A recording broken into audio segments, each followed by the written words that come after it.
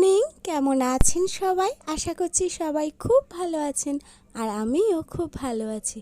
তো আমার নতুন একটি ব্লগে আপনাদের সকলকে জানাই অনেক অনেক স্বাগত। আজকে সকাল সকাল রান্না বসিয়ে দিয়েছি। এখন আমি বানাচ্ছি আলু চচ্চড়ি, কালো জিরে ফোড়ন দিয়ে সাদা আলুর তরকারি আর সঙ্গে লুচি। তো এটা আমি বানাচ্ছি মায়ের জন্য, কেননা মায়ের আজকে একাদশী আর মা আজকে এখানেই খাওয়া দাওয়া করবে। তার একটা কারণও আছে। আজকে একটা বিশেষ দিন আর একজন স্পেশাল মানুষ আসবে আমাদের বাড়িতে। একজন না, তার সঙ্গে আরও একজন আসবে। কারা আসবে আর কিসের জন্যই বা আসবে, ভিডিওর টাইটেল দেখে আপনারা তো বুঝেই ফেলেছেন। তবে আমি আপনাদেরকে একটু পরেই সেটা বলছি।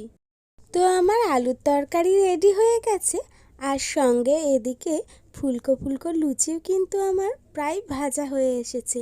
তো কয়েকটাই বাকি আছে, তো এগুলো সব কটা ছটাপট ভেজে নিই। এদিকে মাও চলে এসেছে। আপনাদের দাদা সমস্ত বাজার হাট করে গুছিয়ে মাকে দিয়ে দোকানে চলে গেছে। তো মা এখন সমস্ত সবজিপাতি কেটে দিচ্ছে আর আমি যে সব ভাজা করব সেই ভাজাগুলো এখন করতে শুরু করে দিয়েছি। তো এক এক করে সমস্ত ভাজাগুলো আমি ভেজে নিচ্ছি আর এদিকে কড়াইতে বসিয়েছি আমের চাটনি। শুধু আম নয়, এর মধ্যেও দেব একটু আমসত্ত্ব, খেজুর আর কাজু কিশমিশ তো থাকবেই। তো এইভাবেই আমের চাটনিটা আমি বানাবো। আর মানুর না আজকে ড্রয়িং ক্লাস ছিল, তো সেই জন্য একটু বাজার হাট করতে আপনাদের দাদা লেটই হয়ে গেছে। তো যাই হোক, মোটামুটি এখন রান্না বান্না চলছে, এখনও শেষ হয়নি অবশ্য। আর মানু এখন এখানে বসে ফুল কোচাচ্ছে, গাঁদা ফুল। আর এই হলো আমাদের স্পেশাল মানুষটি। তো ওরই আইবুড়ো ভাতের আয়োজন করা হয়েছে আজকে বাড়িতে। আর এইটা হলো ছোট মাসির মেয়ে। সামনেই যেহেতু ওর বিয়ে চলে এসেছে, তো সেই কারণে আর কি আমাদের বাড়িতে আসবে না বলছিল, যেহেতু এত দূর। তো যাই হোক, আপনাদের দাদা রাগারাগি করছিল যে কলকাতায় কখনো আসেনি, তারপর কবে আসবে না আসবে বিয়ের পর। তো সেই কারণেই আর কি ও আবার দাদার কথা রাখতে চলে এসেছে সেই দেশ থেকে। তো দেশে ছিলাম যখন, তখন ওকে আসতে বলেছিলাম, কিন্তু সেই সময় আর কি ওর আর কি অন্য জায়গায় আরও নিমন্ত্রণ ছিল খাওয়ার আগে থেকেই। তো সেই জন্য ওখানে আর আসতে পারিনি। তারপর আমরাও চলে এসেছিলাম, তো আর হয়ে ওঠেনি। অবশেষে আমাদের সমস্ত রান্নাবান্না কমপ্লিট হয়ে গেছে আর মা এখন ওদের জন্য সমস্ত খাবার আর কি সুন্দর করে গুছিয়ে দিচ্ছে। আর আমি এখন নিয়ে এসে এখানে খাবারগুলো সব সাজিয়ে সাজিয়ে দিচ্ছি। তো ওরা আর কি বসে আছে আর আমার বাবাই তো সমানেই মানে দুষ্টুমি করে যাচ্ছে ওদের সঙ্গে আর বেশ মিশেও গেছে ওদের সঙ্গে। প্রথম দেখছে ঠিকই, কিন্তু ও এত মিশুকে, ও পিসিদের সঙ্গে খুব ভালোভাবে মিশে গেছে, ওদের সঙ্গে খেলা করছে আর কত গল্প করছে। ওর স্কুলের বইয়ের ব্যাগটা নিয়ে এসে সমস্ত বইগুলো বার করে করে ওদেরকে দেখাচ্ছে। তারপরে যত খেলনা আছে সেইগুলো সব টেনে টেনে বার করে খাটের মধ্যে তুলে ওদের সঙ্গে খেলা করছে। যেহেতু আমার ঘরের স্পেসটা ভীষণই ছোট, আপনারা দেখেই বুঝতে পারছেন, তো সেই কারণে আমি সমস্ত খেলনা যা কিছু ছিল সব খাটের নিচে ঢুকিয়ে রেখেছিলাম। তো ও আবার সেগুলোকে টেনে বার করে নিয়ে এসেছে। তো যাই হোক, বার করেছে, কী আর করবো, তবে ওইগুলো নিয়েই ও কিন্তু চুপচাপ আছে খাটের মধ্যে। আর এই যে আমি এখন নিচে এত খাবার দাবার সাজাচ্ছি, যদি একবার নিচে নামে না জানি কী অবস্থা হবে। তো সেই কারণে ওকে ওর মতোই এখন থাকতে দিয়েছি। আমার যে ননদের বিয়ে, তো ওর নাম হলো সঙ্গীতা। তো ওকে যেভাবে আর কি খাবার গুছিয়ে দিচ্ছিলাম, ঠিক সেভাবেই ছোটো মাসির মেয়ে ইন্দ্রাণীকেও সেই একই রকমভাবেই খাবার দাবার গুছিয়ে দিচ্ছিলাম দেখে ও আবার আমাকে বলছে যে কী ব্যাপার, আমাকেও আবার এইভাবে কেন গুছিয়ে খেতে দিচ্ছ। তো আমরা সবাই মজা করে ওকে বলছিলাম যে হ্যাঁ, দিদির সঙ্গে সঙ্গে তোকেও একেবারে আইবুড়ো ভাত দিয়ে দিচ্ছি।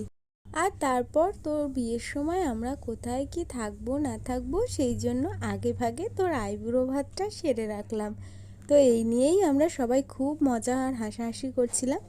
তো যাই হোক, এদিকে আমার মোটামুটি খাবার দাবার সমস্ত কিছু গোছানো হয়ে গেছে। তবে একটা কাজ রয়ে গেছে। মানু যে ফুলগুলো কুচিয়ে রেখেছিল, তো ওই ফুলগুলো দিয়ে এবার থালার চারপাশটা সুন্দর করে ডেকোরেশন করা। ফুল দিয়ে ডেকোরেশন করা কমপ্লিট হয়ে গেছে। আর মেনুতে কী কী আছে আপনাদের একবার বলে দিই। ডাল, 5 রকম ভাজা, বকফুলের বড়া, মাছ ভাজা, কাতলা মাছের ঝাল, চিংড়ি মাছের মালাইকারি, চিকেন, মটন, স্যালাড, চাটনি, পাঁপড় আর ছিল মিষ্টি। মিষ্টিতে ছিল 5 রকম মিষ্টি, দই আর রসগোল্লা।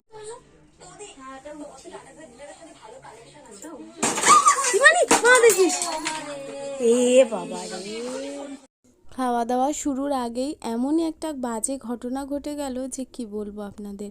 আর এরমটা যে হবে ভাবতেই পারিনি।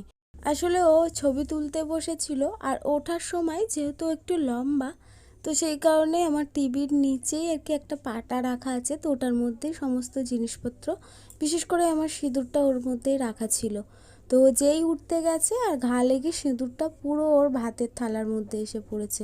পুরো ভাতের প্লেটটা আর বিশেষ করে মিষ্টি পুরোটাই একদম মানে সিঁদুরে ভর্তি হয়ে গেছিলো। তো সমস্ত কিছু বাদ দিয়ে আর কি পাল্টে আবার নতুন করে ওকে সমস্তটাই দেওয়া হয়েছিল। তো এখন ওদের খাওয়া দাওয়া কমপ্লিট হয়ে গেছে, আর ওরা এখন বাড়ি যাবে বলে বেরিয়েও পড়েছে।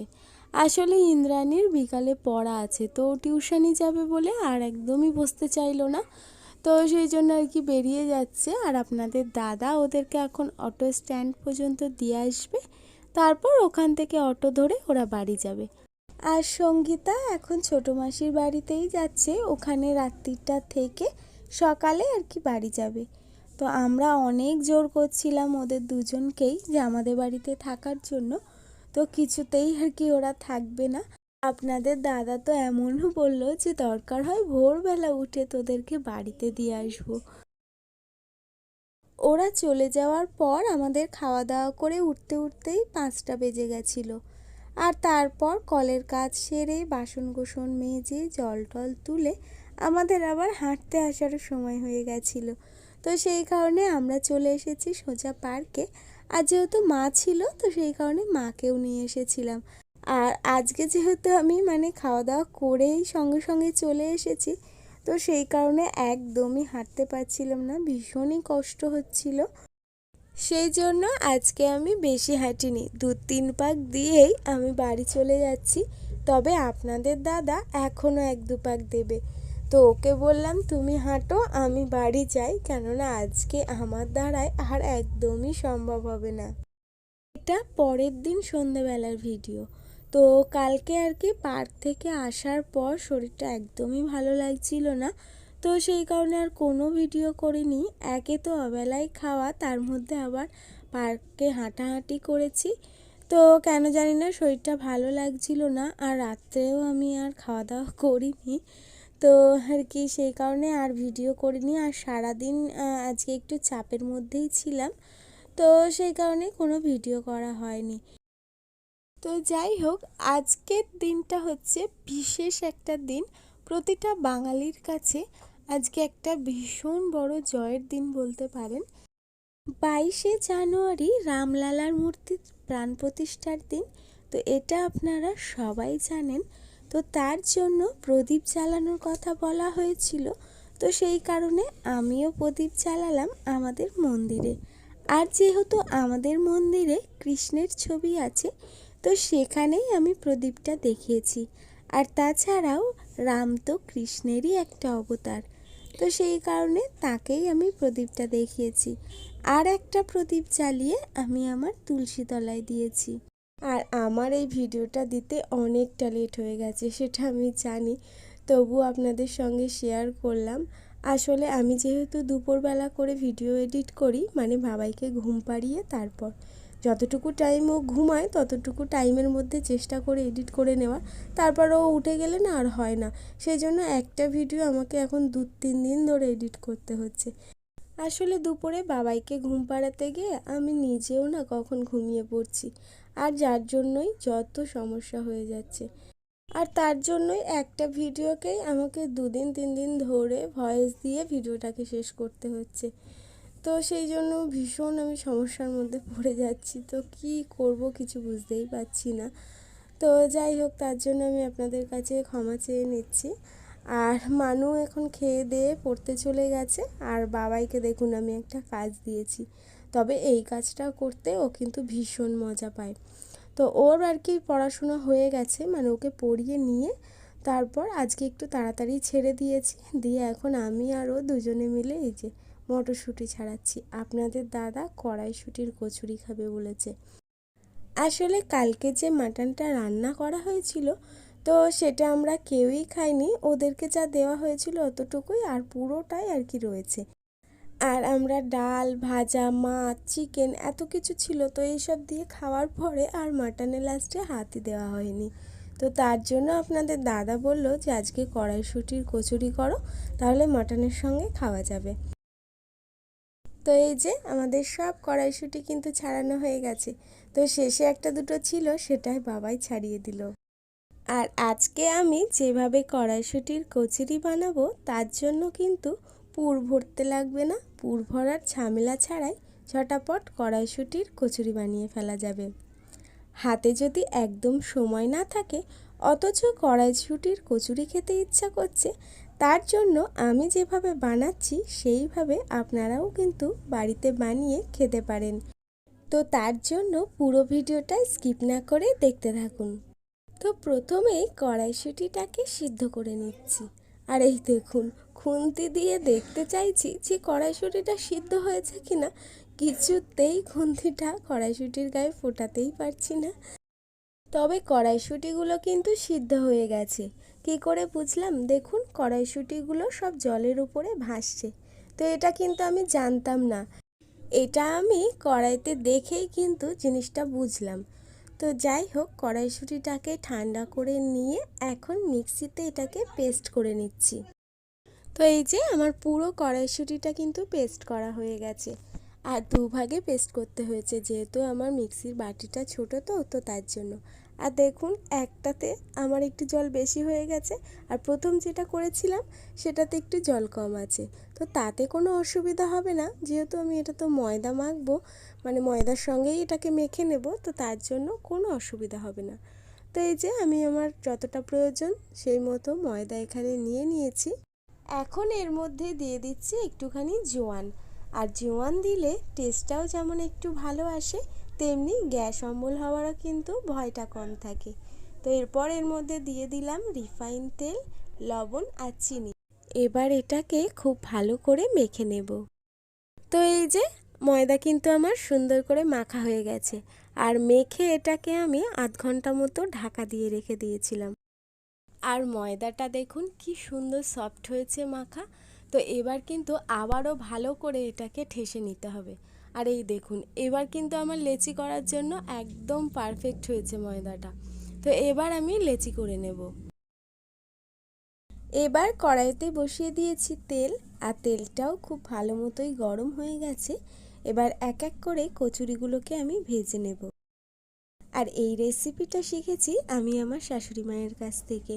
তো দেশে যখন গেছিলাম আপনাদেরকে দেখিয়েছিলাম ভিডিওতে যে মা এইভাবেই কড়াইশুঁটির কচুরি বানিয়েছিল। তবে আমি কখনো এইভাবে বানাইনি, আমি যতবারই করেছি পুর ভরে তারপরে কড়াইশুঁটির কচুরি করেছি। তো আজকে ভাবলাম মায়ের মতো করেই বানাই। আর সেদিনকে তো আপনাদের পুরো রেসিপিটা ভালো করে দেখানোও হয়নি, তো ভাবলাম তাহলে আপনাদেরকে এই রেসিপিটা দেখানোও হয়ে যাবে। আর একার হাতে পুর ভরে কচুরি করতে কিন্তু সময়টা অনেকটা লেগে যেত। তো কম সময়ের মধ্যে এইভাবে কচুরি কিন্তু ঝটাপট হয়েও গেল, আর টেস্টটাও কিন্তু দারুণ ছিল। যে পুর ভরে করিনি বলে, এইভাবে মেখে করেছি বলে যে কচুরির টেস্টটা কম হয়েছিল তা কিন্তু নয়, সত্যিই খেতে কিন্তু খুব সুন্দর হয়েছিল।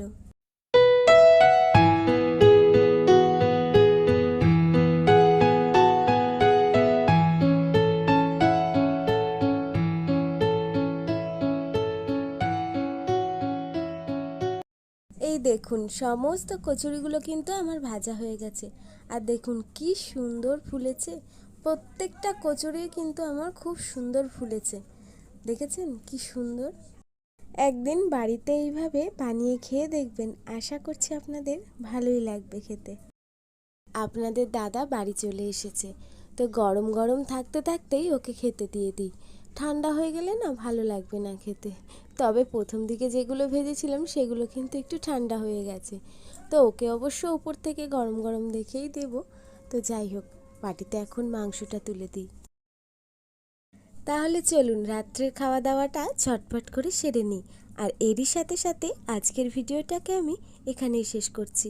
আজকের পুরো ভ্লগটা আপনাদের কেমন লাগলো কমেন্টে জানাতে ভুলবেন না। আর ভালো লাগলে একটা লাইক করবেন। আমার ভিডিও দেখতে আপনাদের যদি ভালো লাগে তাহলে আমার চ্যানেলটিকে সাবস্ক্রাইব করবেন। আর যারা অলরেডি এই কাজটি করে রেখেছেন তাদের সকলকে জানাই অসংখ্য ধন্যবাদ। তো দেখা হচ্ছে খুব শিগগিরই পরের কোনো ব্লগে। ততক্ষণের জন্য সবাই ভালো থাকবেন, সুস্থ থাকবেন।